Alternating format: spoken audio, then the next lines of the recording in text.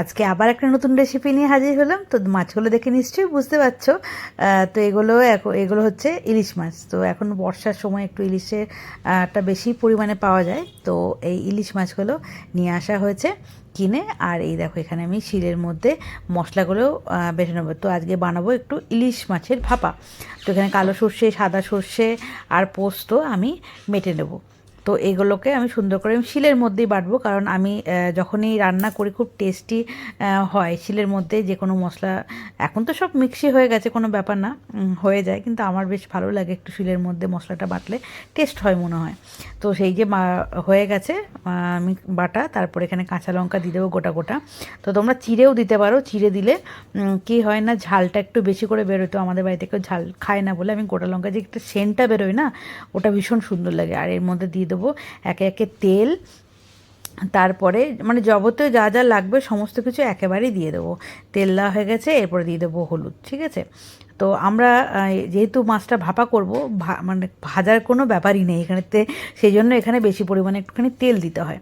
তো একটু তেল দিয়ে দিলাম বেশি করে। আর এই দেখো পরিমাণ মতো একটুখানি স্বাদ মতো নুন। তো যে যেরকম নুন খেতে পছন্দ করো সেরকম দেবে, কারণ আমরা একটু কম নুনই পছন্দ করি, সেই জন্য কম নুন। আর এই দেখো বাকি যে জলটা ছিল মশলা ধোয়ার জলটা, সেই জলটাও আমি দিয়ে দিলাম, তোমাদেরকে দেখিয়ে দিলাম যে সব দিয়ে দিলাম। তো এরপর ভালো করে মিক্স করে নিতে হবে।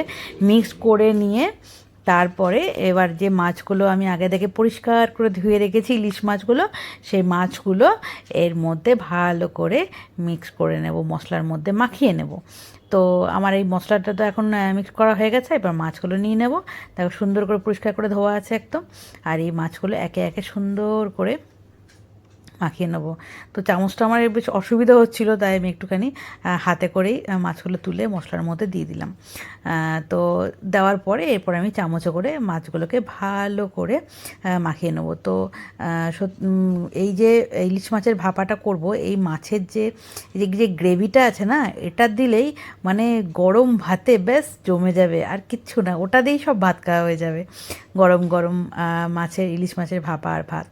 তো মাছটা পুরো মাখিয়ে নিলাম, এই যে সুন্দর করে মাছেরগুলো একটা একটা করে মাখিয়ে নিচ্ছি। মাখানোর পরে এবার দেখো আমার তো মনে হলো যে আর একটু জলের দরকার। তো যার যেরকম মনে হবে যে গ্রেভিটা যে পরিমাণ রাখবে সে সেরকম পরিমাণে একটু জল দিয়ে দেবে। তো আমার মনে হচ্ছে একটুখানি জল লাগবে, আর মাছগুলো তো ভাপা হবে, জলের মধ্যে দিয়ে ভাপা হবে, তো আমার একটু জল লাগবে। তো আমি সেই জন্য এখানে একটুখানি সামান্য জল দিয়ে দেবো। জল টল দিয়ে দিয়েছি, একদম পুরো রেডি। এবার জাস্ট এটাকে ঢাকা দিয়ে দেবো। হ্যাঁ, কারণ এটা পুরো এভাবেই সিদ্ধ হবে মাছটা। তো ভাজার তো কোনো ঝামেলাই নেই, তো সিদ্ধ হবে জাস্ট। আর সরষের তেলটা একটু বেশি দিতে হবে। আর এখানে একটা পাত্রে গরম জল করতে বসিয়ে দিয়েছি। এরপর একটা এরকম ফুটো ফুটো থালার মধ্যে দিয়ে দেবো, যাতে বাষ্পটা বেশ ওঠে ভালো। আর এর মধ্যে আমি এই বাটিটা টিফিন গাড়িটা বসিয়ে দেবো, যাতে খুব সুন্দরভাবে মাছটা সিদ্ধ হয়ে যায়। তো এইটা শুধু খুলে রাখলে হবে না, এর ওপরেও একটা চাপা দিতে হবে। তো চাপা দিয়ে প্রায় আধ ঘন্টা থেকে 40 মিনিট হবে।